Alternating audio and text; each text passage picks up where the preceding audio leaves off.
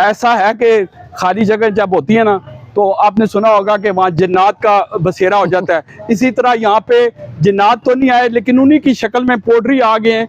जो खाली जगह देखते हैं, वो पोड्रियों का ये है कि वो गंदी जगह को ज़्यादा पसंद करते हैं, कचरे वाली जगह पे बैठते हैं। पता नहीं ये कोई उनका क्या नेचर है, हमें ये बात तो समझ नहीं आती, लेकिन वो इस कचरे में खुश रहते हैं। आके बैठ के यहाँ वो अपना नशा करते हैं और वारदातें भी करते हैं। कि लोगों की ये भी शिकायत है कि यहाँ वो छुरियाँ निकाल लेते हैं, बदतमीज़ी करते हैं, और लोग तो उनको अवॉइड करते हैं कि पोल्ट्री के साथ कौन झगड़ा करे।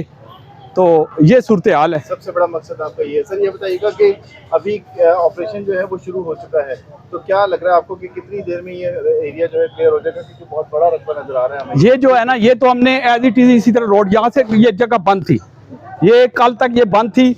ऑपरेशन की शक्ल में ये जगह खुली है। पहले लोगों ने यहाँ से लेके रास्ता बंद किया हुआ था। यहाँ पे एक सीढ़ी थी, यहाँ से ऊपर जाते थे, वो भी हमने ख़त्म कर दी। अब ये प्रॉपर रोड जो है वो सीधा वहाँ से उस तरफ से रोड आएगा, और ये आपको दिखाते हैं वो व्यू। जी साथ ये है ना